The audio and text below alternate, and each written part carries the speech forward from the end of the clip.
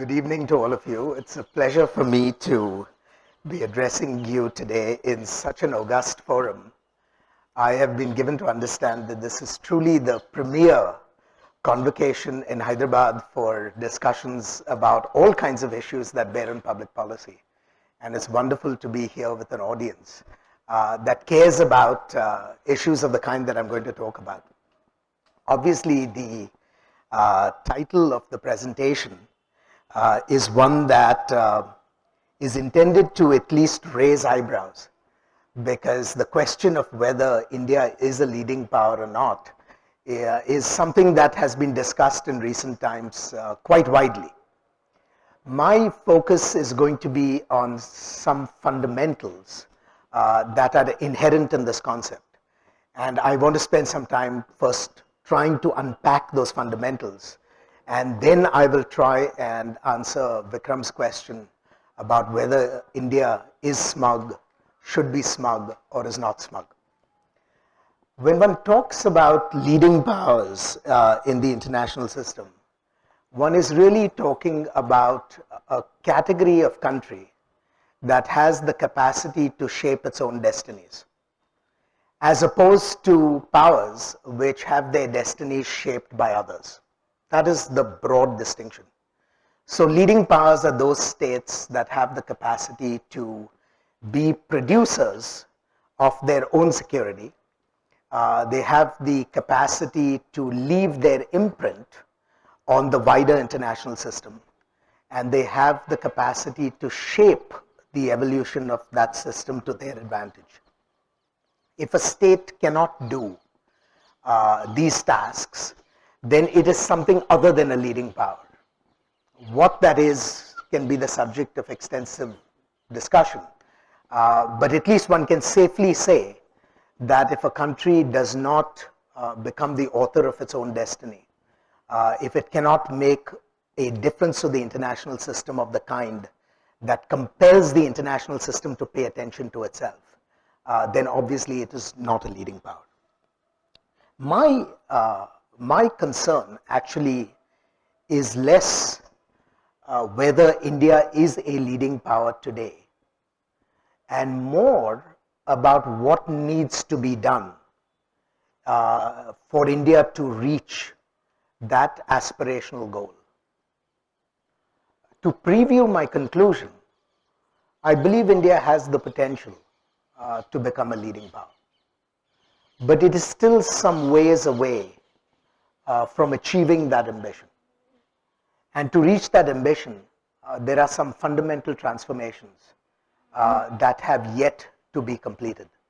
And I want to try and identify some of the key elements of what those transformations are.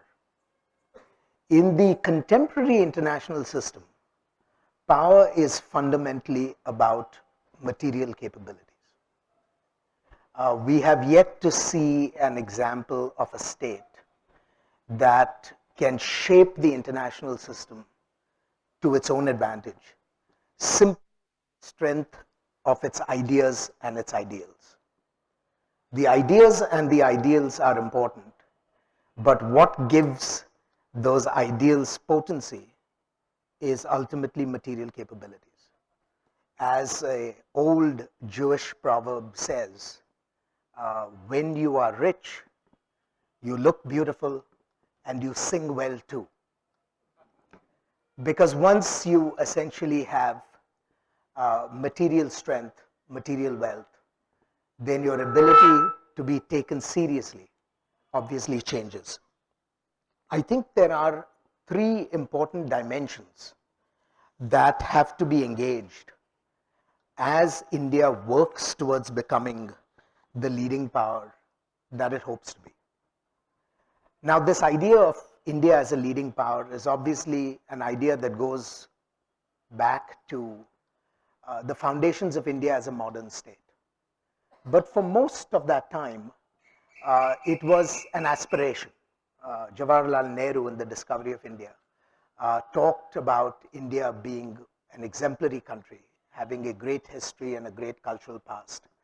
But he was wise enough to understand that India still did not have those material capabilities that would make it a leading power in the contemporary sense. And so what he tried to do was to use the idealism that was inherent in India's heritage for everything that it was worth. He tried to appeal to the conscience of the international community, to its idealism, as it were, to shape the community's sense of its self-interest, and thereby give India a role that went beyond just its more modest material capabilities at the time. The limits of that strategy were obviously seen in sharp relief after the 1962 war, where the attractiveness of Indian ideals, no matter how potent, no matter how desirable, really could not carry India, particularly in situations of conflict or when those ideas were contested. And so, for Indian leaders since Nehru, the ideal of India becoming a great power has always had a very strong material component to it. And Nehru himself obviously understood this, which is why he tried to create a modern Indian state that would take India to that end point of becoming a leading power. Now, when we think about material capability and India's ability to build its material capability, what are we talking about? I would argue that there are three huge tasks that India has ahead of itself. The first task is to sustain what economists call the trend growth rates, not peak growth rates, because peak growth rates are growth rates that come and go. So every now and then you can have a high of 8% or a high of 10%. And sometimes there is a temptation, whenever one reaches that high, to be extremely self-congratulatory and believe that one has arrived. That is a trap. One needs to find a way to take that peak, that high, and convert it to a normal. And that is essentially what China succeeded in doing since 1978. It succeeded in making high single-digit growth, or for many years, low double-digit growth, the normal in terms of Chinese economic achievement. And the results of that are obviously clear for all of us to see. That in 1978, Chinese and Indian per capita income was comparable. Chinese and Indian levels of development were roughly in the same band. But now, in 2016, many decades after those early decisions made by Deng Xiaoping, China's material capabilities have expanded so much that one really has to think of China in a very different category from India. So the lesson that one draws is, for India to think of achieving its ambitions, it really needs to put itself on a growth trajectory that is very different from the growth trajectory that it has experienced since independence. How do you do that? Modern neoclassical economics basically says you do it in three ways. There are three components that have to come together to make that happen. The first is you have to accumulate capital, because capital accumulation is critical for expanding growth. And capital accumulation is linked deeply to your ability to mobilize and maintain relatively high levels of savings, domestic savings. China today saves roughly 50% of its GDP, which is why it is not surprising that it has been able to maintain double-digit growth rates for a very impressive period of time. India roughly saves about 30% of its GDP. And by conventional growth accounting, if you think of a country saving 30% of its GDP, and it has an incremental capital output ratio, that is the amount of capital required to produce a single unit of output. If you believe that India's incremental capital output ratio is somewhere between 3 and 4%, then you can imagine, if you do a simple division, that India could grow at 10%, as a matter of rule. There's only one catch, that in the Indian case, a large proportion, perhaps almost 50% of its domestic savings are not monetized savings. They are savings that take the form of either physical assets or assets in gold, which means that the effective monetized saving rate is actually much smaller than the 30% or 33% that appears to be the nominal savings rate. Which means that if India has to get to that stage where it can grow at 8%, 9%, 10%, and even beyond consistently, it has to reach its monetized levels of saving. It has to increase those far more substantially than it has done in the past. It has to find a way of translating its physical assets, which is its land and its gold, making them monetizable. And this government has attempted to do it by creating gold bonds and gold securities and things like that. Whether they will succeed, still remains to be seen. But the basic point is you need to reach savings levels that are commensurate with the growth objectives you want. So there's much work that has to be done. The second element is labor force growth. India's labor force has to be large enough so that it can fuel economic expansion for the long term. Here there is good news and there is bad news. India's demography is exceptionally favorable. Exceptionally favorable. This is a very young country, and the future of this country really rides on the large mass of young people who are slowly entering the workforce. So that's the good news. The bad news is that this substantial fraction of this labor force is actually not ready for the kind of economy that India will have to become if it is to sustain growth. There are real limitations and handicaps with respect to educational achievements.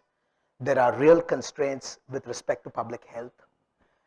There are very real constraints that are imposed on India by the very transition in the global economy. The fact that the opportunities for global trade could be shrinking because of the increase in protectionism. The fact that manufacturing, which took China from from being a developing country into now a global power of some consequence, that manufacturing is fundamentally changing, because with the availability of artificial intelligence, robotics, and automation, the kind of manufacturing jobs that China could exploit in order to grow will not be the kinds of jobs that will be available to India in the years to come. And so the kind of transformations that one imagines could effortlessly be transferred from China to India will be very, very hard to do. So the whole question of how does one take this huge mass of labor, which is India's greatest strength, and inject it into this growth machine will be something that the nation will have to struggle with in the years ahead. And there's a third dimension to the growth story, and that is factor productivity. It's not enough to simply throw factors of production into the process. You also want to throw the factors of production as efficiently as possible. Because if you can increase the levels of efficiency in your economy, then obviously you get much more purchase for every unit of input that you are injecting into the process. India's factor productivity picture is actually a very mixed picture. In some areas, for example, agriculture, where there are close to 50% of the Indian economy is employed, factor productivity has been extremely dismal. Service productivity has improved dramatically since the 1991 reforms. Manufacturing productivity has not been particularly impressive. But so if India is to sort of improve its capital accumulation, if India is to find ways of bringing the large numbers of young people and injecting them into the economy, it will have to find ways of not simply managing the numbers problem, but it'll also have to find ways of managing the quality question, which is efficiency and effectiveness. And the only way to do increases in factor productivity, as far as I know, is to start expanding the scope and the range of markets, which is why reform becomes so critical, right? So when one thinks of the leading power challenge, the first issue is really how do I increase my trend growth rates? That is really the fundamental question. And this government and the government that went before really struggled with trying to find the solution on each of these issues. there's a second dimension which actually gets far less attention than it ought to get in not only just in economic theory, but also in public policy. And that is to have genuine growth in national capabilities. It's not enough to simply manage the growth question at a quantitative level. That is, it's not enough to simply say, how do I get from 6% to 9%? What a lot of development economics has shown in the last 30 odd years is the critical role of the state and the effectiveness of the state as a social institution. Because the state really is the catalyzing device that allows society to pour its resources into an economy with either greater or lesser efficiency. Which brings me face to face with a challenge in India that is very serious and very profound, which is what is the infrastructural power of the state? In other words, what is the capacity of the Indian state to set and achieve the goals that it wants for itself? Now, most states historically that have turned out to be highly efficient states are states that have actually had one very serious disadvantage. They were states that existed in very high threat environments. Because what threats do is that they force the state to become extremely effective, because the alternative to having an effective state in a high threat environment is essentially a threat to your own national security. And so if you think, for example, at a country like Israel, which is very small compared to its environment, feels extremely threatened by the neighborhood in which it lives in, it puts a premium on having a highly responsive, highly agile, and highly effective state. Because if Israel does not have a state with those characteristics, then it is going to be essentially at the receiving end of the geopolitical equation. Now, the downside that India has, and this is, you don't know whether it's a benefit or something that detracts, the downside for India is that it does not live in a high threat environment of that kind. Because India is extremely big, and it has a basic security that comes from sheer mass and sheer size. And therefore, a lot of countries around India can trouble India on the margins. But it's very hard for other countries to, in a sense, destroy India's independence or destroy its fundamental integrity as a state. And the downside of that benefit is that there are very few incentives for the Indian state to be hyperactive in terms of its efficiency. So the external incentives for having a highly agile state don't exist in India, which means that the challenges for creating an effective state have to come from within. Now, in principle, democracy should do this, because what democracy can do is to help mobilize public demand for benefits. And that democratic process can be a mobilization device to force the state to become more effective. But as all of you know better than I do, Indian democracy is a very complicated business. And it is not simply an easy mechanism to translate popular demand into effective outputs. These demands are cleaved. These demands are negotiated between issues of caste, religion, regionalism, and so on and so forth. So the kind of easy mobilization that might have come about in a more homogeneous society is much harder for India to do. So when one thinks about the Indian state, one has to recognize that there are real constraints on its ability to be as effective as it should. And to my mind, the crucial indicator which must both offers hope for change but also identifies the challenges are the quality of institutions. India has benefited from inheriting institutions through the independence period that are very important institutions. So, for example, a democratic order, a very efficient civil service, English as a lingua franca, both for internal and external communication. But there are many instruments, there are many institutions in India that have weakened in the last 60 years. You can look at the court system. You can look at the Indian Administrative Service. You can look at a whole variety of institutions that have weakened substantially.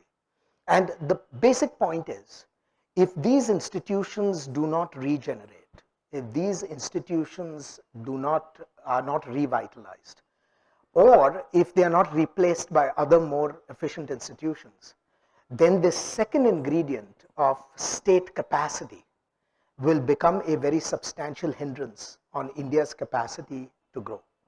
There's a third dimension when one talks of state capacity, and that is the whole issue of state-society relations. You know, does the state have the capacity to negotiate with its own society? Now, this is again an area where democracy makes a difference, because what democracy does is that it guarantees a perpetual circulation of elites, right? But one of the consequences of a perpetual circulation of elites is that a lot of time, energy, and resources goes into the circulation process, which is really the electoral system.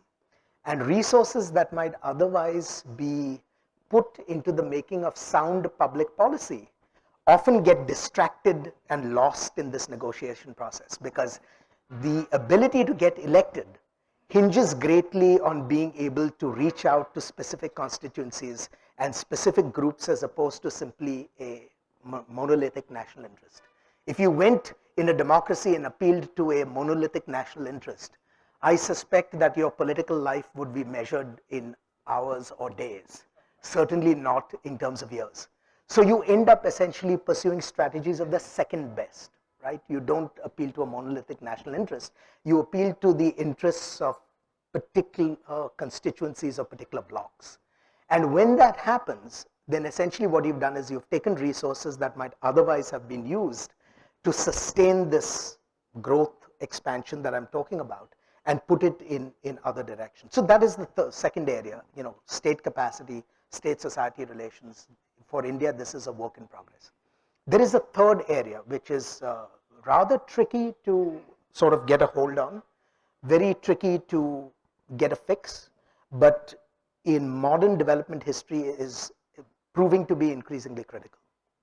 And that is the level of rationalization in state and society. It's a very abstract concept to get a fix on. I'm going to explain it in terms of an analogy. Max Weber, you know, spent all his life essentially trying to explain one simple question. Why is it that the West, which somewhere around 1000 AD was completely inconsequential in world politics, why did the West suddenly, over the second millennium, become a power globally of such consequence? He was trying to figure this out. And why is it that the older states, China, the Persian Empire, the Indian empires, why is it that they faded? Now, that's obviously a very complicated question, and there are multiple variables that explain this.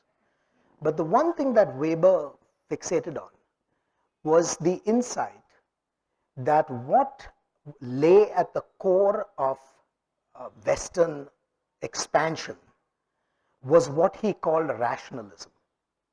And rationalism essentially is a relentless drive for efficiency. And Weber's explanation was very simple. Weber's explanation was the real ingredient of success in the rise of the West was really the creation of a market economy. Because the moment you created the market economy as a sociological institution, what you did was the profit motive essentially became the driver, which pushed aside anything that did not advance the self-interests of the individuals involved in market society. And market institutions essentially destroyed all other competitors that detracted from efficiency. Now, in a very interesting way, Marx makes exactly the same argument in Das Kapital. If you look at Marx's argument about the transformation from feudalism to capitalism to socialism, for all Marx's criticisms of capitalism, Marx was the first to admit that capitalism's creative power derived from the fact that it was so obsessed with efficiency that comes from the profit motive that it essentially destroyed all traditional societies. Now, what does this mean for India, right? What this means for India is, can one think of Indian social organization as becoming more and more rational in the sense of increasing levels of efficiency in its institutions? And my hypothesis, I'm not quite convinced of my own argument, but I think it's important to sort of explore it. My argument is that when India made choices after 1947 not to go with a full-fledged market economy, it essentially forwent the opportunities that might have come with accelerated rationalization. Now, this is slowly coming back in the post-1991 reforms. India's efforts to bring markets back into the center of economic life, will begin to effect change. But at least for the foreseeable future, there will be a lot more work to be done in terms of making social processes more efficient, more effective in terms of means, ends, rationality, and so on and so forth. So when one looks at these three dimensions sort of side by side, the need to expand growth rates in material terms for a long time to come, improving the capacity of the Indian state to deliver on the great project of building Indian power, and slowly increasing the rationalism in Indian society, which is sort of increasing its effectiveness, one has no choice but to draw the conclusion that there is still some ways to go before India can realize that ambition to become a leading power. And that brings me back to the point on which I want to bring the formal presentation to a close, which is there are three things that India has enjoyed from the moment of its independence, which are very precious and which ought to be protected. The first is, of course, liberal democracy. Liberal democracy has kept the country together, and it provides the best guarantee of the country staying together. The second is civic nationalism. Unlike Pakistan, unlike many other countries that define nationalism in terms that were other than cosmopolitan, India's nationalism was defined in purely civic terms. Indian nationalism hinges on only one characteristic: the fact of being a citizen in the Indian state. It doesn't matter what your religion is, what your color is, what your appearance is. To change that fundamental reality, I think, is fraught with all kinds of potential for trouble over the long term. And the third area, which I think is the area that needs reform, is, of course, the economic organization of the Indian nation, which was far more state interventionist rather than market driven. And that prevented India from enjoying both growth and the rationalism that might have sustained that growth over longer periods of time. So to end the story on the question that Vikram asked me, is India smug? I think the short answer to that question is that India has not yet had the opportunity to be truly smug. When it gets that opportunity, it may or may not be smug. But I would like to see it utilize the opportunities between now and the time where it can become a power capable of smugness to test that proposition about what it will finally be.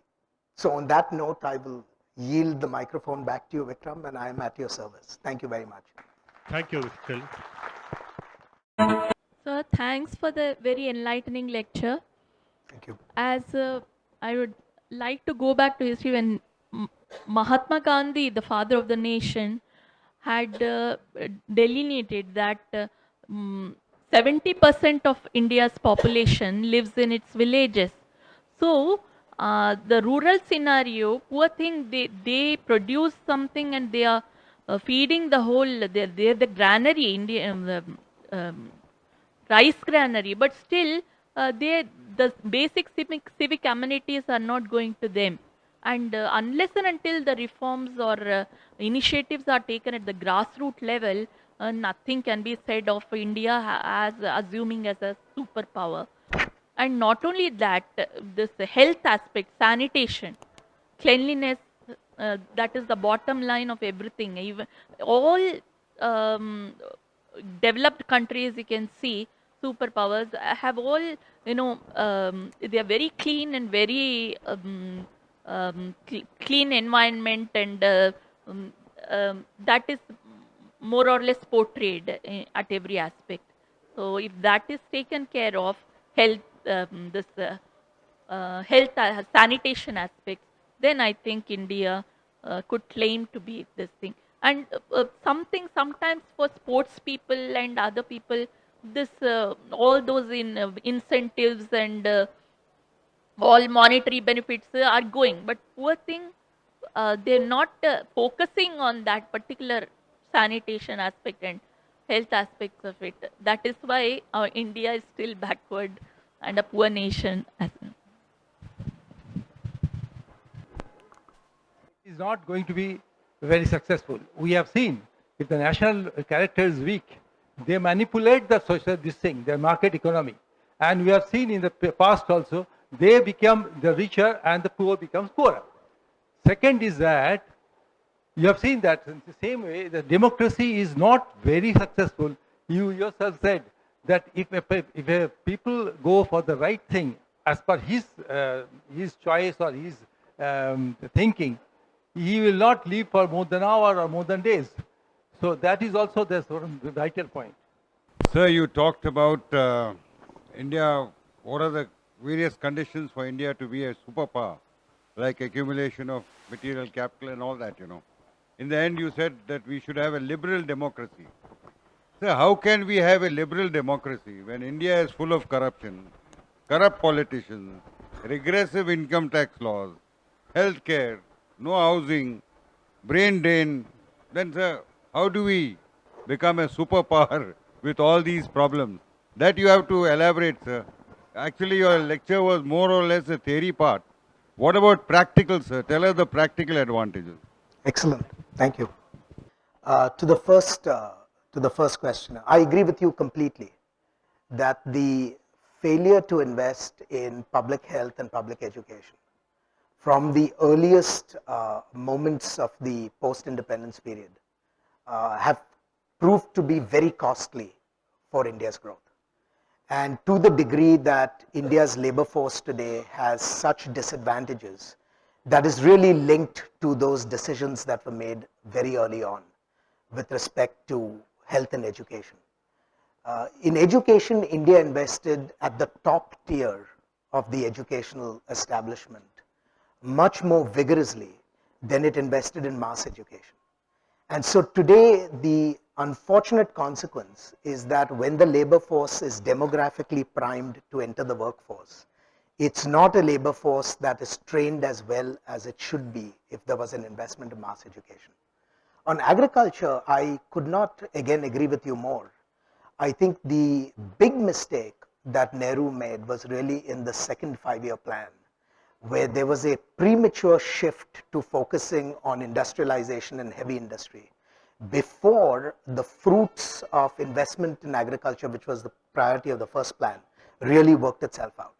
And the consequences are obvious. If you look at, for example, India's output per hectare for any major food crop today in the world, it's among the lowest in the world.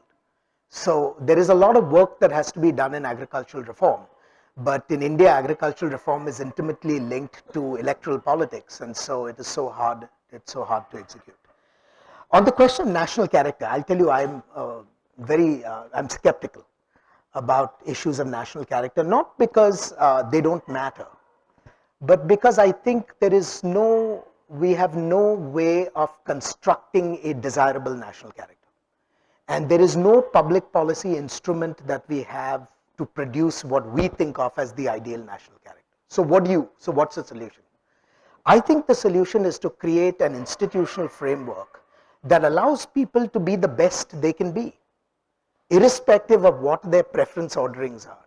So whatever their preferences are, that's your business. What I want to do is I want to create a social framework, an institutional framework, and a political framework that allows you to achieve whatever you want to achieve to the maximum potential. And this is, in a sense, the insight that Adam Smith has in The Wealth of Nations, right? Because Adam Smith basically says, don't go out to reform society from the top, because you will either end up making a mess of it, or you will end up creating what is the equivalent of a dictatorship, which is not going to be the ideal. Rather, you create an institutional structure where people can go about their business in their own ways, and I think the issues of national character will sort of take care of themselves. There was also a comment about democracy and the limitations of democracy. And I'm always reminded of that great Churchillian line, that democracy is the worst political system ever invented, except for all others, right? I mean, it's absolutely true. We can complain about the limitations of democracy, but when you consider the alternatives to democracy, particularly amidst the diversities of India, I think those alternatives would all be fatal. Now, let me come to the very practical question that you asked about corruption. To my mind, corruption is pervasive in India not because Indians are genetically corrupt.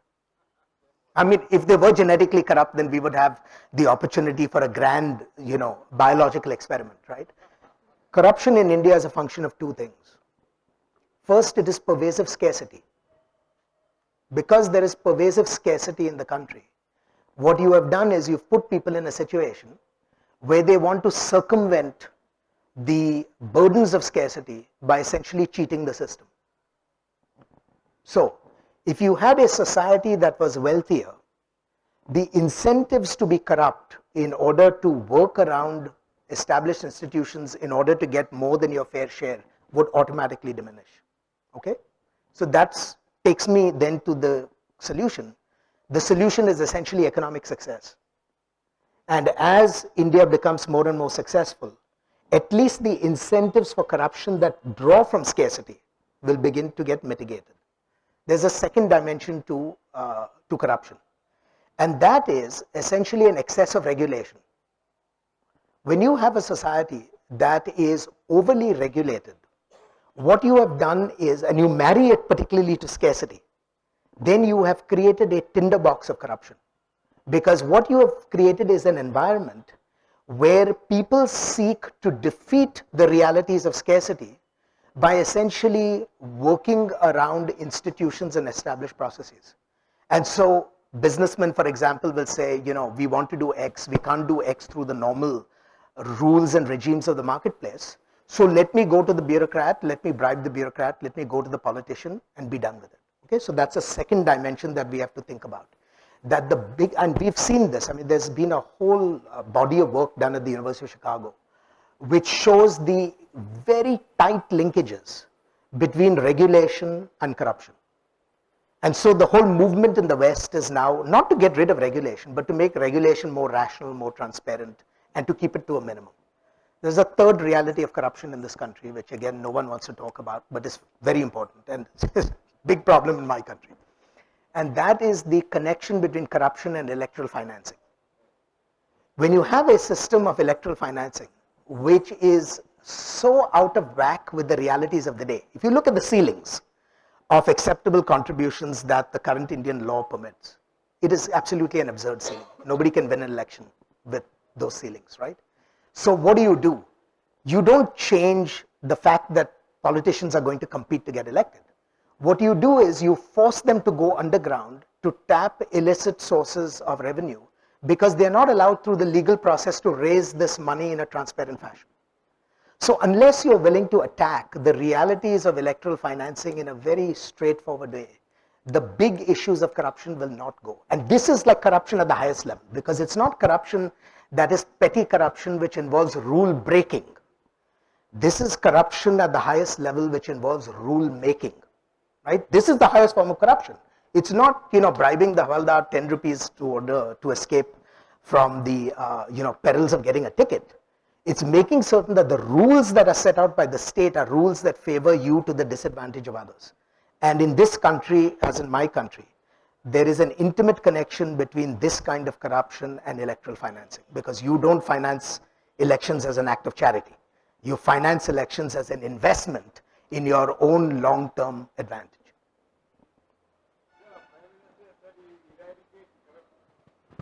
I wish him well. I wish him well. Good evening. My name is Surya Jidigunta, and my question is regarding the point you raised where the Western civilization is developed because of the constant pursuit of excellence. Now, if you look at the current state of the Western civilization, right, most of the wealth is captured by the top 1%. The remaining 99% barely have their ends meet.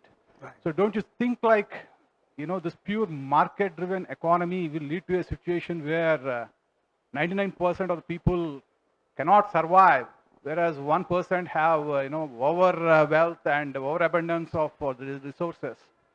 So what's your take on that? I mean, is that the right model that India should adopt or? Thank you. Yeah.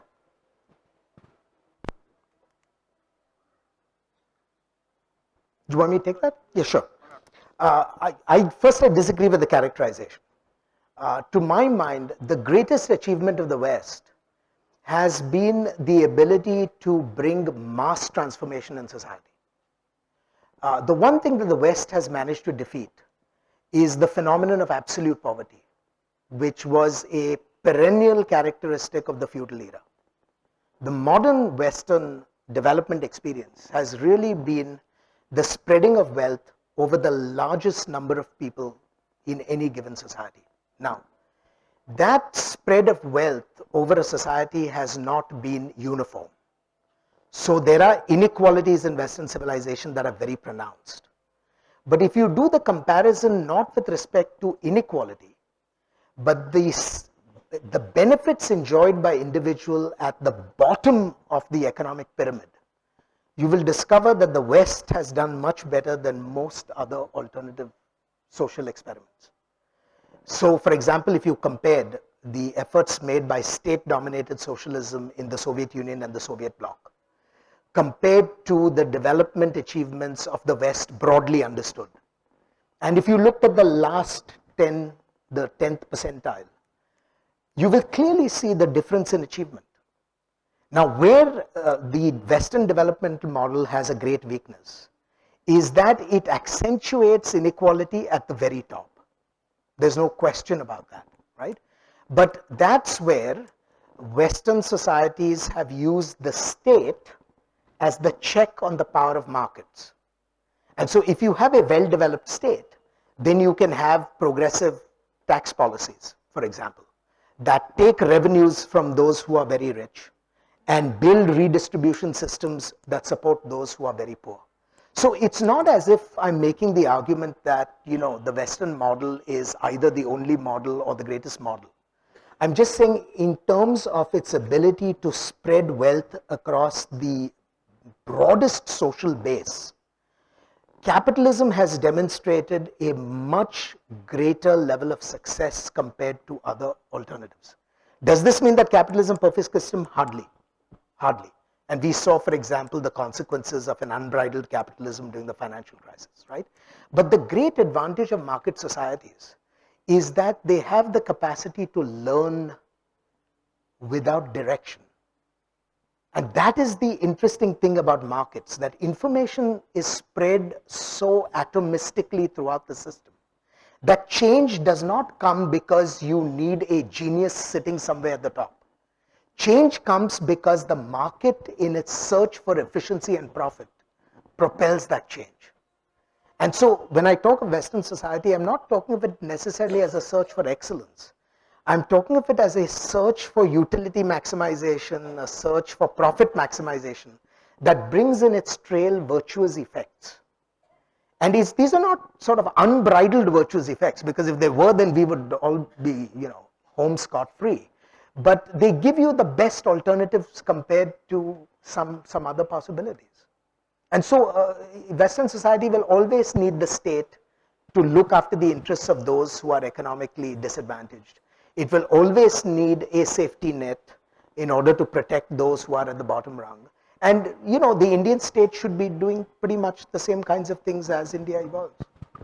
To follow up on that, do you think that the Western society is where it is because they have democratized knowledge and access to knowledge, and where India is behind is that we don't have enough world-class educational institutions or knowledge institutions? Because China, though, is a superpower, I don't know of people are trying to access the Chinese educational system. as much as we want to go to US or to the West. So do you think India's handicap is the absence of democratization of knowledge or the absence of world-class educational institutions? I think if you look at the West, democratization of knowledge has been a consequence, not a cause. The cause has been a relentless investment in human capital. And because there has been a relentless investment in human capital, the net result has been the democratization of knowledge. It's not as if Western societies set out to say, we are going to make investments in making knowledge available to all. In fact, the irony of it is, the democratization of knowledge came about not because of any political or policy decision that anyone made. It came about simply as a consequence of technological innovation, which simply could not be managed by the state, right? So what Western societies, I think, did right was that they created an institutional framework which allowed for big investments in human capital. And the two important examples here are the investments in education, essentially from the time the individual is born, literally, to the point where he becomes an entrant into the workforce. And second, the huge investments in public health. And I think that has leveled the playing field in a way that when technology came along, democratization of knowledge became a natural corollary of the process. And so to my mind, I go back to those fundamentals. Unless you are willing to make conscious investments in human capital, education, public health, creating the institutions that allow learning to develop, so on and so forth, you can't beat the system. Let me make one other point which is tangential but important here. There is now an effort in India to sort of leapfrog the education deficits by making massive investments in private education, right? I think that is at one level a very good thing, because the state does not have the capacity to really go out and do all this itself. It has to rely on individuals to do this on their own. But the weakness of the model, it seems to me, is that the regulatory institutions and the institutions that are responsible for maintaining quality control across the system as a whole, those capacities are broken down.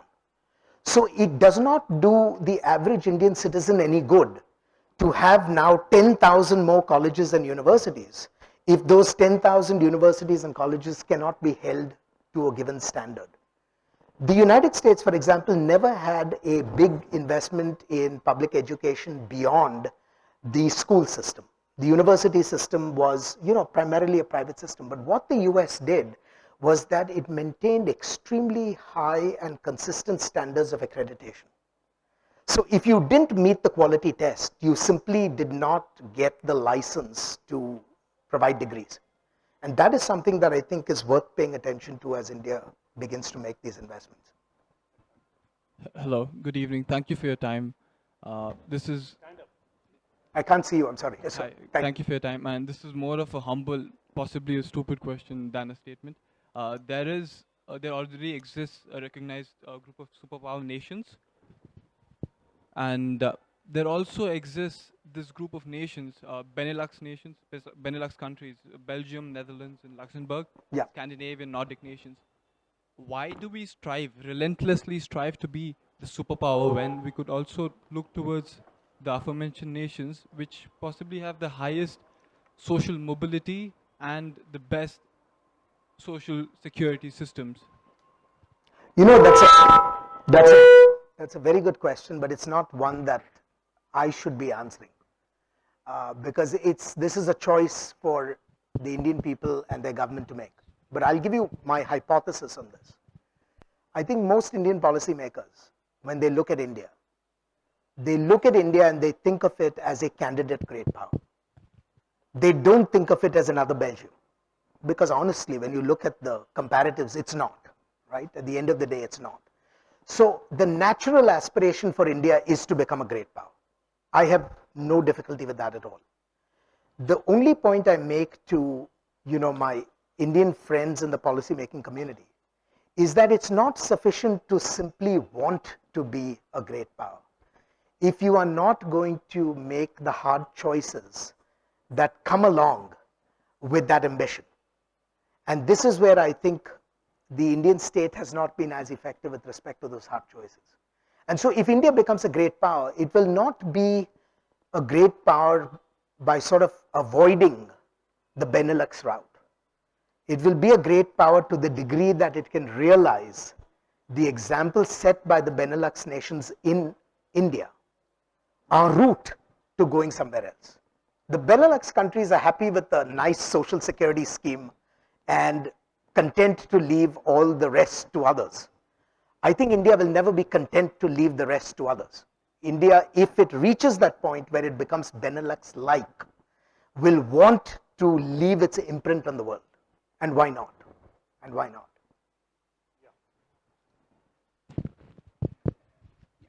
Sir, good evening. Sir, at the outset, we thank you for an enlightened talk. Sir, I've got two questions. Yeah, question number one is, can India emerge as a hard power or let's say as a leading power, the way you put it, yeah, keeping in view that we are living in a hostile neighborhood? Yeah, and second question, sir, can we make a strategic shift from being, or let's say strategic towards being a hard power from being a soft power? Yeah, transition from a soft power to hard power, let's say soft diplomacy to hard diplomacy. And India's emergence as a leading power, keeping in view that we are living in a hostile neighborhood. Thank you, sir. Yeah, good evening. It was a great session, enlightening session. When we are, as in India, looking at as a superpower, we are banking on the human capital and human resources, what we have majorly. So you have addressed the character part of it. There are two things. Another one is attitude. Okay. Recently, Narendra Modi made a comment like Indians have highest ego per unit of success. Okay, I think there is something he has given a lead to the Marx Weber what he was doing. Sorry, I just want your comments on it. I think you're setting me up for trouble. let me try and answer that. I think India is struggling to shift towards acquiring hard power capabilities. But I think that shift will be uneven and the results will be imperfect. Because, again, it goes back to several dimensions of the problem. India's demands from within are so great that the kind of power that India would be, which is capacity to always influence the outside, India will never have that luxury of being able to constantly and perpetually influence the outside, because the demands on Indian power from the inside will be substantial for quite some time to come. There's a second dimension to this.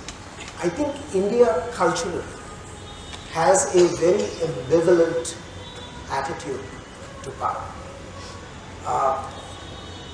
There's very interesting discussion again in Weber, which talks about the West versus the East. And Weber makes the point that Western civilization in its cultural DNA starts with the presumption that there is a radical disjuncture between man and nature. And because there is a radical disjunction between man and nature, man can proceed to dominate nature without hesitation. But the Eastern traditions have never seen man as being distinct from nature. They've always seen man as being humanity, as being part of nature, right? And so, whereas the West, the leitmotif of Western expansion was always domination over nature. The leitmotif of the East has always been accommodation with nature. And if you are really, a devotee of hard power, then it pays to have a cultural framework where your leitmotif is domination over. My own view is that India may make that shift as it becomes more and more developed and becomes a more modern society, but it will never be able to rid itself of its cultural inheritance. which is why people often complain that when Indians engage in public policy, their public policy solutions are never radical solutions. They are always the search for the middle path. Even if the middle path is inefficient in some manner that economists might think of, Indians still feel comfortable by a middle of the road solution. Never a solution at the tail end of the distribution. Now, I don't want to make too much of this, but my own hunch is that India recognizes it needs hard power. It will develop the quantities it needs over a period of time, but I do not think it will ever become the kind of hard power state that some Indians would like it to be. Hello, Ashley. Thank you for this great presentation. I think you didn't address some issues relating to institutions relating to defense and the development of national security institutions in India. My question to you is, what would you suggest that India does need to do in terms of actually producing something that is comparable to the American defense industrial complex? That whether India's defense industry can evolve into something akin to that, or something akin to what you get out of even China, for instance. What sorts of what would be the measures you would suggest which would enhance that efficiency and productivity? And that's what I want to know. Thank you. The first thing that probably has to happen is that India has to develop institutions of excellence with respect to higher education if it ever wants to become or if it ever wants to find itself in the same league as the great powers where military capabilities are concerned. Because it is having institutions of excellence in science and technology that really create the seeds for innovation. What is India's weakness? India's weakness, as I see it, is that the institutions that are truly excellent, meaning can stand toe to toe with the rest in the world, are very few compared to the numbers of institutions that exist in India. And the quality of even the best institutions in the last 60 years has sort of deteriorated in many ways. They have never kept up a relentless pace of improvement. Part of this has to do with politicization, part of it has to do with not challenging people to maintain the best standards and so on and so forth. So the real question becomes, not that India cannot go out and create institutions of excellence, but can India develop the social institutions that allow institutions of excellence to survive and thrive? Or does an institution of excellence once created immediately become a pawn in the playfield of politics? Now, if every institution in Indian society becomes a pawn in the playfield of politics, then you cannot maintain excellence. You cannot maintain excellence. And one of the things that troubles me is that great Indian institutions like the IITs have, over a period of time, been victims of political pressures and political manipulation. So I would love to see a time when Indian educational institutions become genuinely autonomous and where their autonomy is respected by the state and where they have the freedom to compete. Because the one thing I've learned from the US educational system is that the excellence of American education is not because Americans are innate geniuses. I promise you they're not. But because the institutional regime allows for such ruthless competition that if you handicap yourself through corruption, you will end up essentially losing out in that educational market.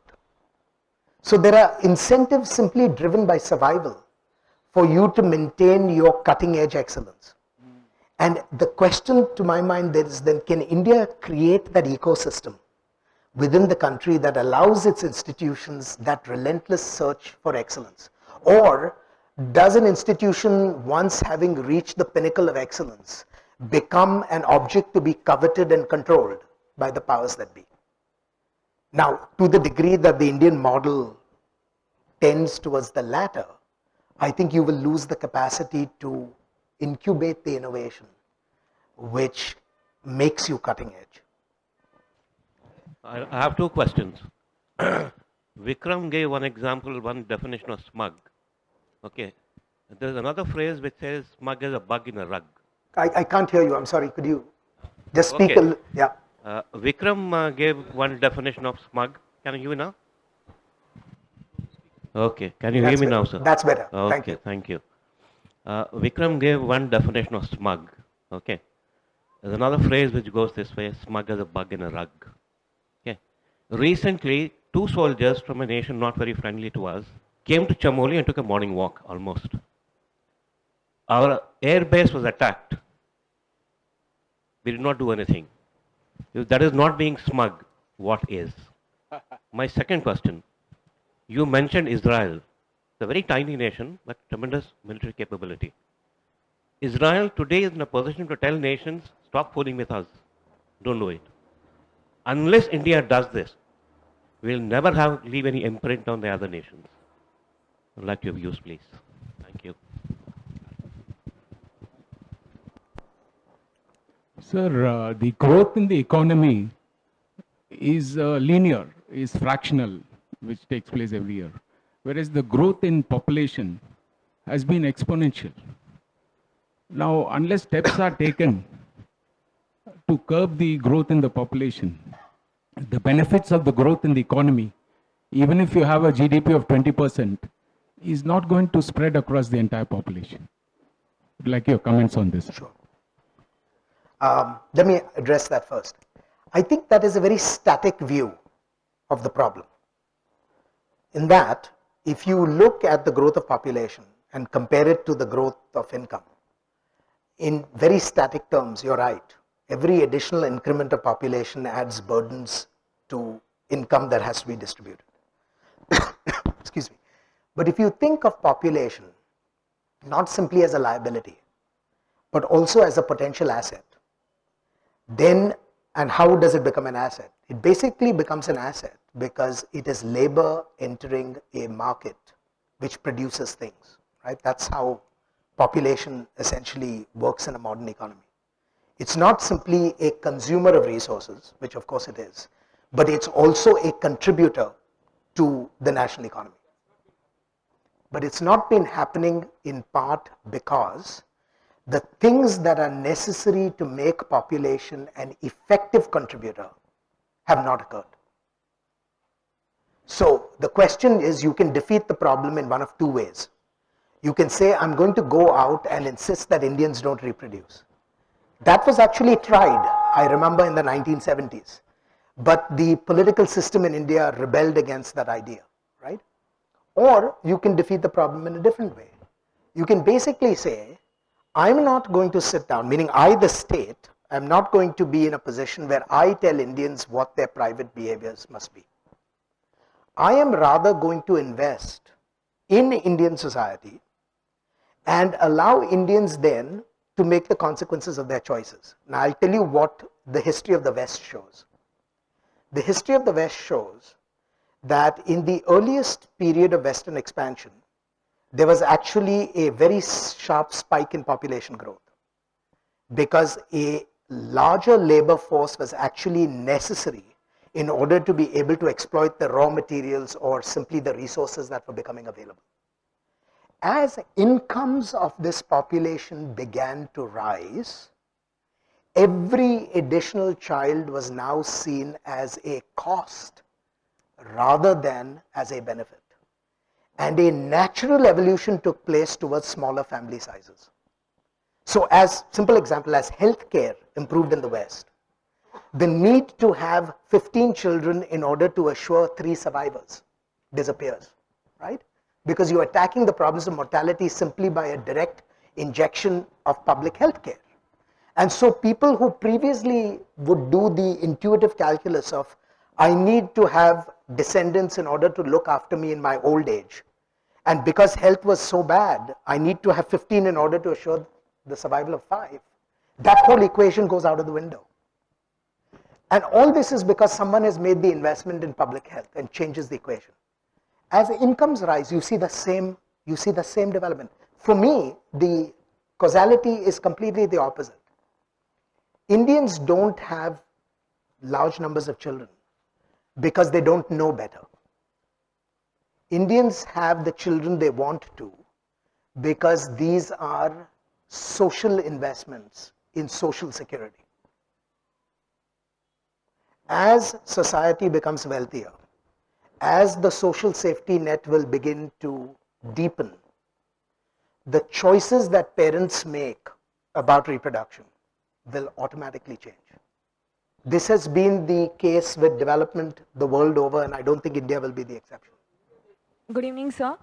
Actually, I wanted to ask you that in this path to efficiency of the Western countries' model, I mean, we are based on information and not knowledge, and in the same way in all the other sectors, in this path, are you trusting politics to check this path? I mean, the path of the policy formulation in the path to efficiency, are you trusting the electoral trends to check it? That's a very difficult question to answer, because I think in a democracy, you are always going to get second best. If you were to have, a dictatorial system, you would deal with these questions on the basis of efficiency alone. So your public policy choices would be determined by a mathematical calculation of their effectiveness, right? So the question for any society is this: what am I trading off? Is my quest for efficiency so absolute that I'm willing to trade off all my personal freedoms and my right to choose how I am ruled? Or am I willing to accept a certain degradation of efficiency in order to protect certain personal freedoms that I care about?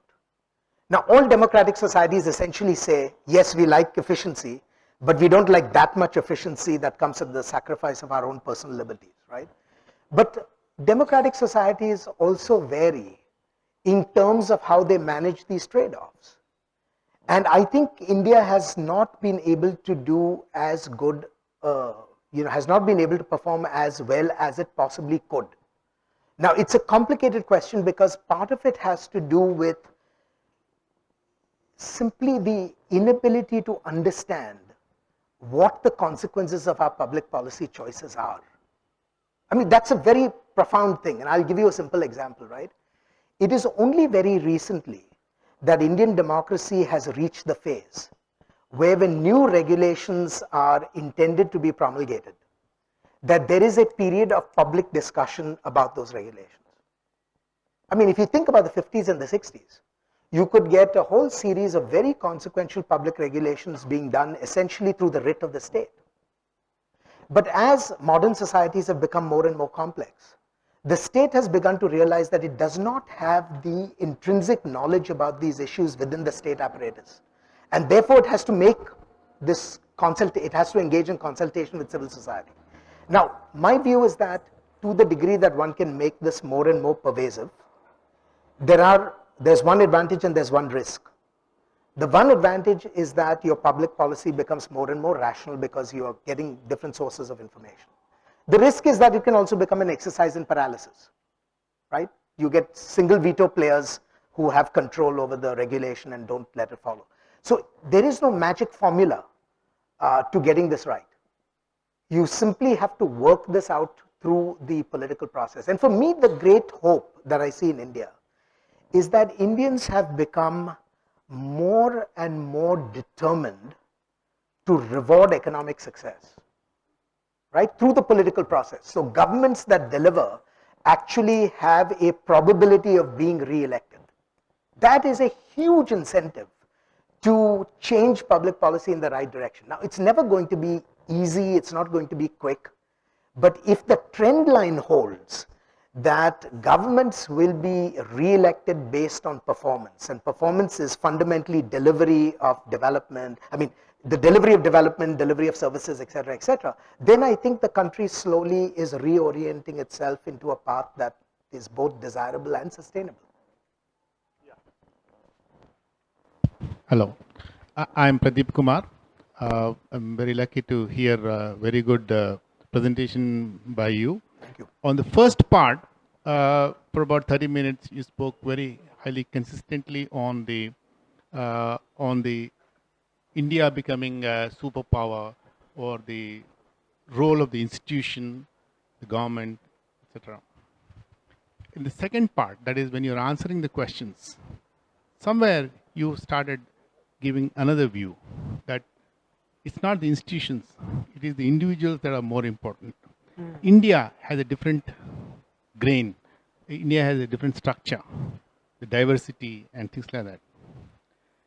Many ways, the Western philosophy cannot be enforced or brought into India or can't be implanted into India.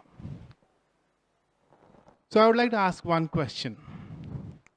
Because the first part of your talk was somewhere contradicted by some of your answers, I would like to know one thing. Let us not go for high growth rate.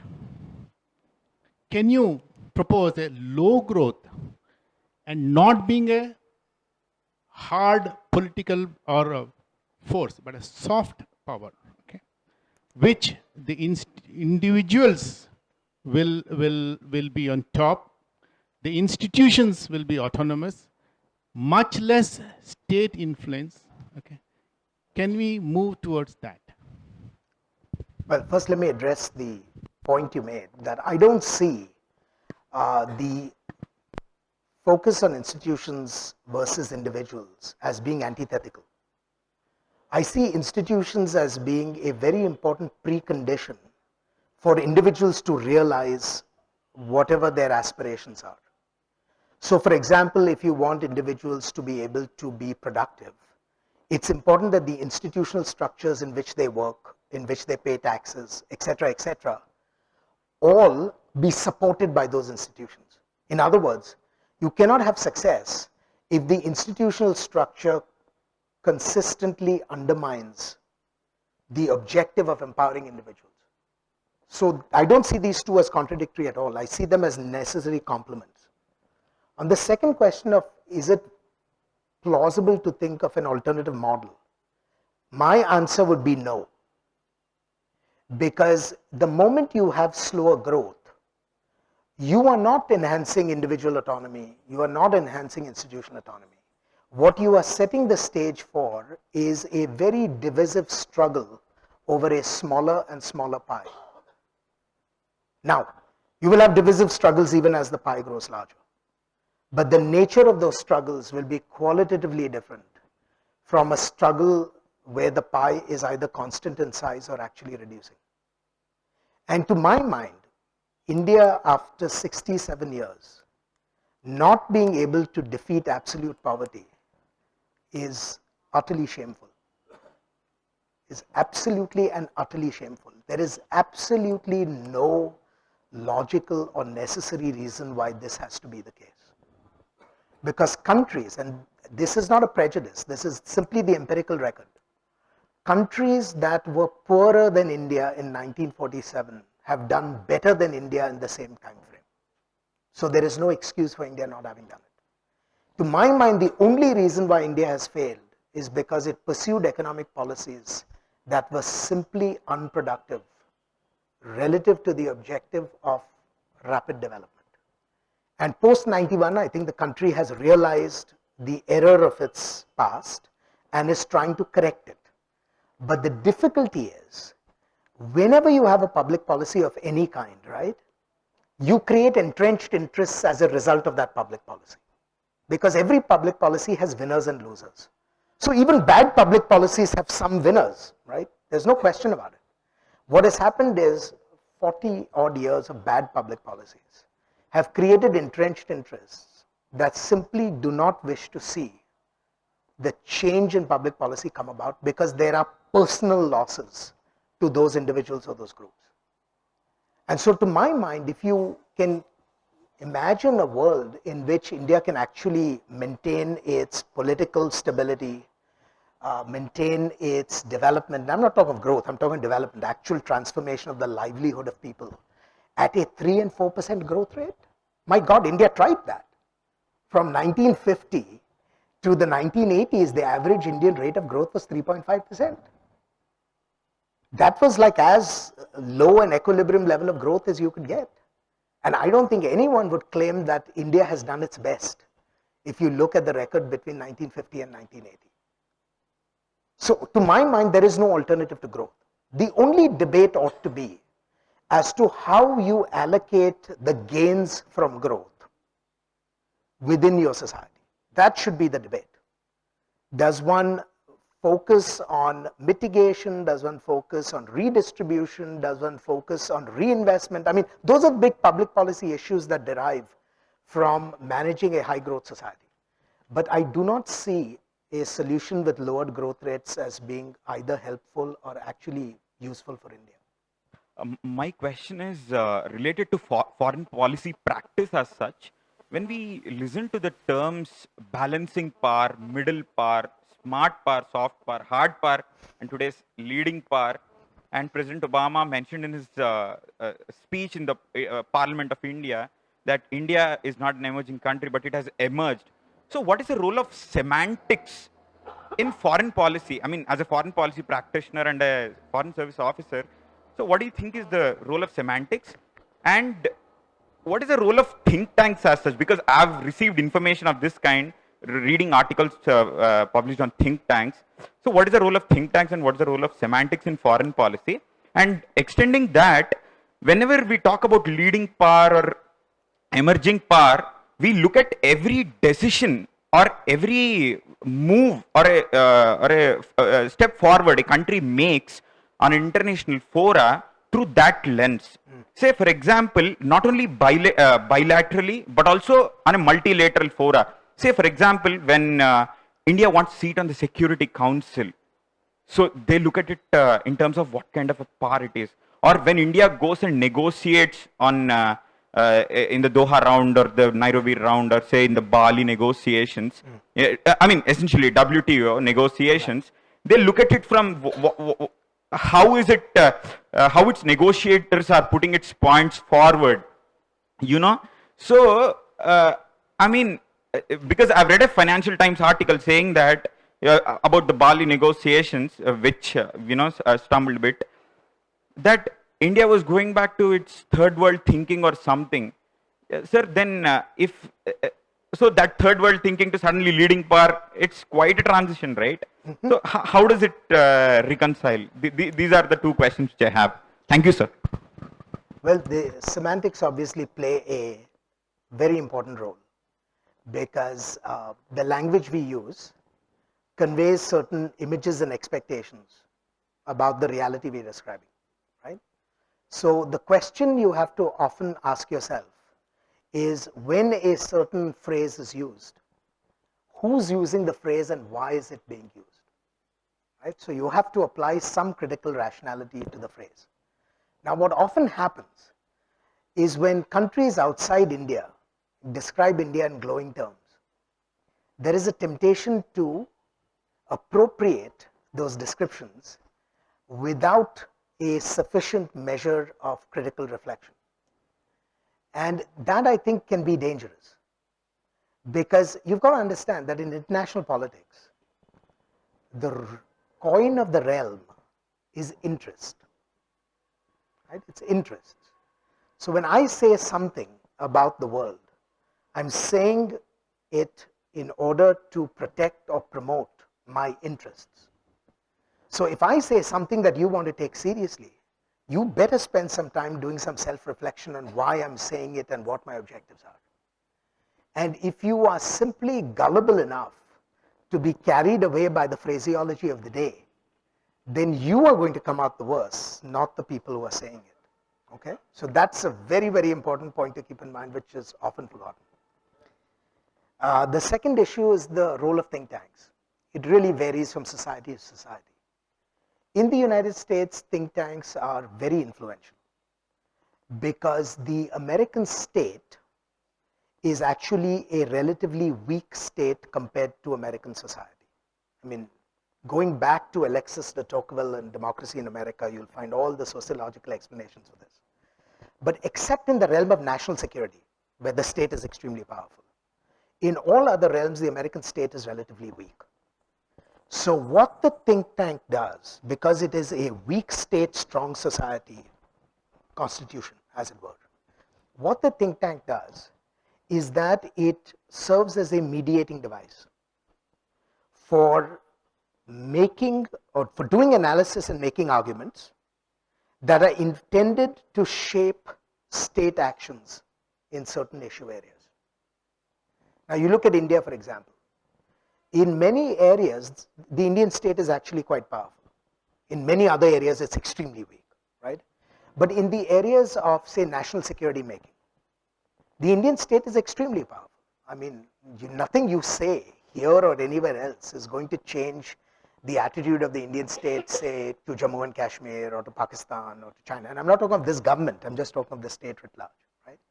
So in that kind of an environment, the think tank cannot be as effective unless you can bring together in the think tank a subject matter expertise that the state does not have.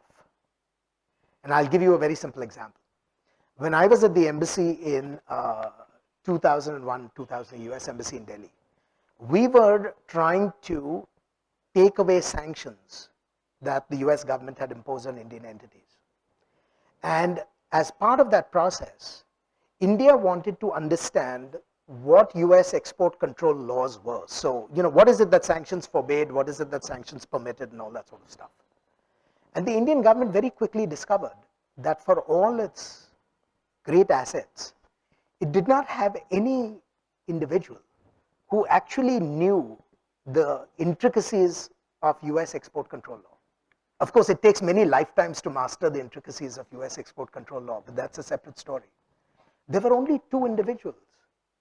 One happened to be outside the government and one happened to be in the government. And so the Indian state for the first time actually went outside its government and commissioned this individual to write a whole series of policy memos that shaped governmental decision making in its negotiations with the United States. Now, that was not a think tank per se, but you can see the analogy that if you have an expertise that the state does not have, then the think tank brings itself into a position of power. Whereas in the US, because the US government is relatively thin and US civil society is very strong, the think tank plays a very different role.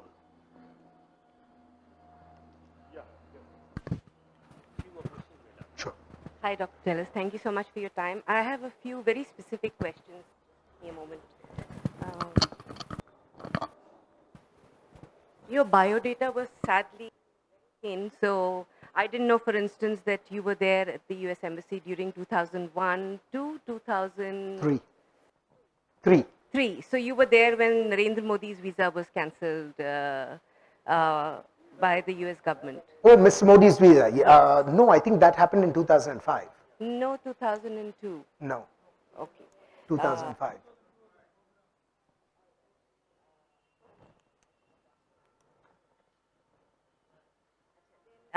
It also does not mention you were advisor to the Undersecretary of State for Political Affairs, that was Tom. Mr. Nicholas Burns. So he isn't the person who's now the confirmed Undersecretary. He's the Undersecretary of. No, he is now retired from the Foreign Service. He is a professor at Harvard. This was 2005 to 2007, if memory serves. Correct. Correct. Yeah.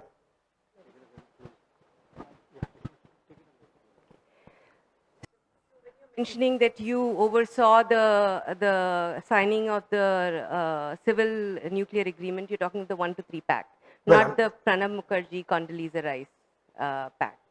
That was the same. That was the. They signed that in 2008. Correct. So Correct. there were a number of changes that happened after that. Correct. All right. So now, who is it that you consult for? I beg your pardon? Who are you consulting with or working with? The Carnegie Endowment. Sorry? The Carnegie Endowment. The Carnegie. Which is a think tank. Yes, I understand, because you were earlier with the RAND. What I'm trying to understand is, precisely because of you speak of the role of think tanks and what is the what is the age? Because Tom, the he recently got appointed as the Undersecretary of State now, and he's here pushing for India's entry into the NSG group, and working again, and its increased role in the Indian Ocean. And I was wondering if you had come here on the same visit along with him, and No, whether I think you're talking of Tom Shannon. yes, Tom Okay. Shannon. Okay, and whether this was the same visit and it's the same think tank that has come along with him. No. Are you on the same trip with him? Okay, No. so that takes care of one complete question that I was looking at. Yes. The My second- US government days are over. Okay, So. great. Okay. So my second question is on education, and that is very simply and very specifically. When you're talking about the greatness of US education, you're really talking about the greatness of the US liberal arts education, the best of US liberal arts education system. You're not talking about the US public education system, which has now gone down to no one stays behind, and it has gone down to great scholarship loans which are overbearing, etc., etc. So there is a lot that has been under a lot of stress recently. So very specifically, however, the one thing that seemed to have worked for the US, which Milton Friedman also at one time had proposed, was the whole school district system. So very specifically, do you think it is something that would work for India if nothing else works? We had an autonomous school system, by the way, which recently got taken away with the right to education. We did have it. It did work. It's stopped now. So does, question one, does the school district system work for us? And okay, I'll wrap it up here because there are really a lot of people who are wanting to ask questions. Sure.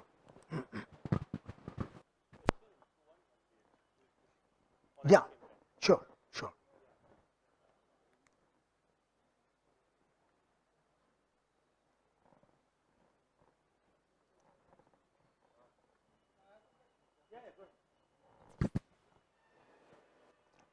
Thank you.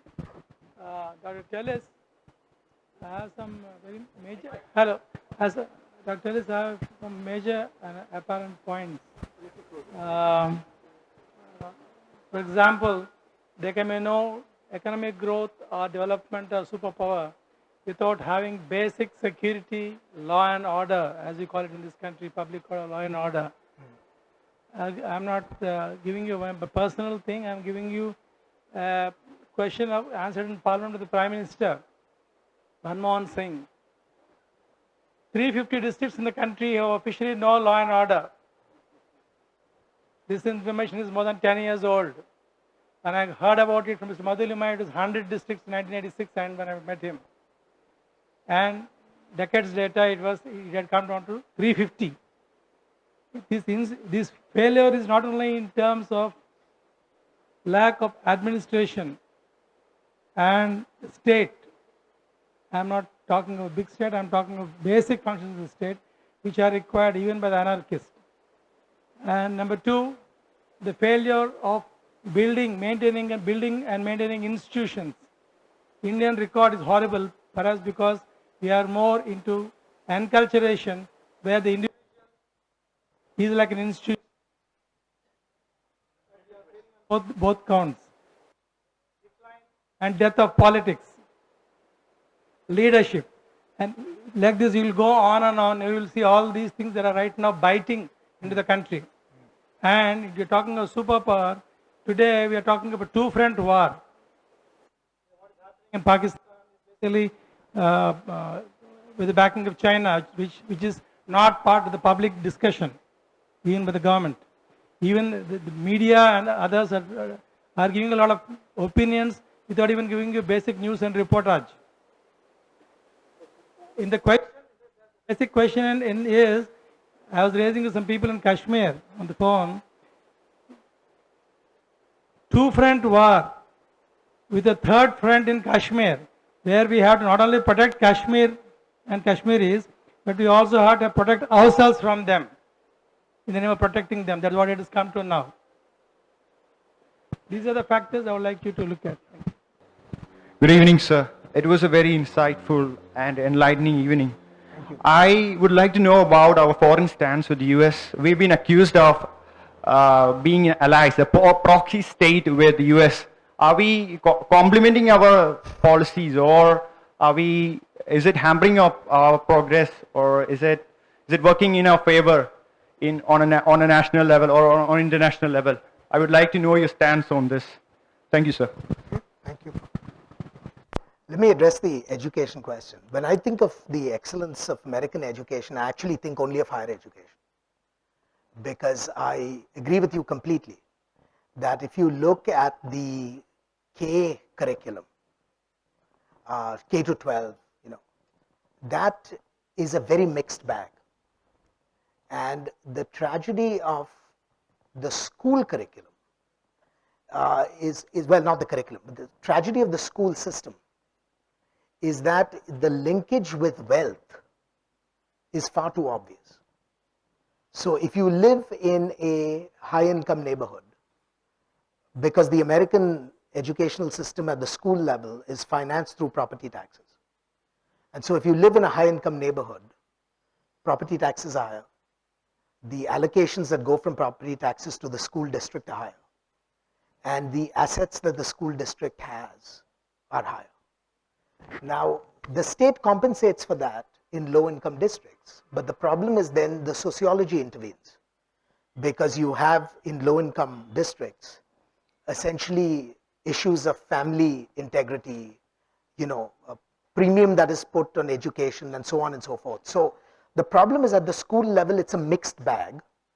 In income districts that are high, there are school standards that are excellent, that will match, the best in the world. In in districts where the incomes are low, the attainment levels are quite abysmal. So the problem at the school level is really the heterogeneity of the outcomes. But where the uniform excellence has been seen is really in American higher education. And I think that has retained itself for the reasons that I described, that there is a very powerful set of institutional structures that have preserved quality, that have preserved competition. And, not to put too fine a point in it, where people have to pay for the education that they get, for most part. So there is a very clear sort of incentive structure that is built into the system. And so when I was talking of the excellence of American education, I was talking of it in connection with science and technology achievements in India and the parallelism or the lack thereof in that context. On the issue of India's basic deficits and its aspirations to be a superpower, I don't think we have a disagreement, because my basic point was India's aspirations to be a superpower will take some time to realize, because there are so many impediments that have to be overcome along the way. So I'm not advocating that India become a superpower. These are choices that India has to make. I'm just saying that if that is the goal that India sets for itself, there is some distance to go before it gets there. I can assure you that India is by no means a proxy state for the United States. I mean, I had the pleasure of negotiating with my Indian colleagues on the civil nuclear deal for close to 4 years. And Indian diplomats could stand their ground in defense of India's interests, second to none. There's absolutely no doubt in my mind that India will march to the beat of its own drummer all the time. But the point to keep in mind is this: should India avoid partnerships that are in its own national interest simply because they violate some mythical notion of non-alignment? That's for me the question. If India believes that on a given issue, it should have no relationships with anyone but itself, that's perfectly acceptable. And the United States is not going to quibble about it. But where I think people have a certain quizzical look is when India chooses not to develop partnerships, even when they are manifestly in its own interest. Now, of course, everyone is going to respect India's choices. I mean, no one's going to force a partnership on India against its will.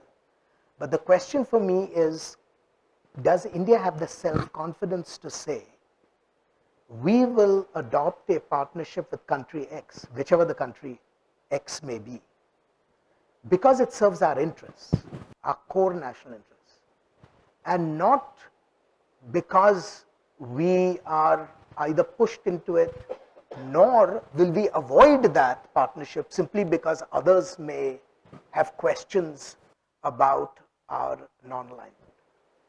So as long as India can make decisions out of a sense of its own autonomy, I think that's perfectly fine. And since 1991, I think India has made those decisions quite remarkably, and for most part has come out ahead because of its willingness to pursue its own interests. And from a US point of view, our interests and Indian interests are not necessarily antithetical on at least some core issues that matter to the United States. And so because those interests are not antithetical, we think that there is much greater room for practical cooperation. And the fact that we cooperate practically doesn't mean that India becomes a proxy or a subordinate of the United States. I don't think it ever will.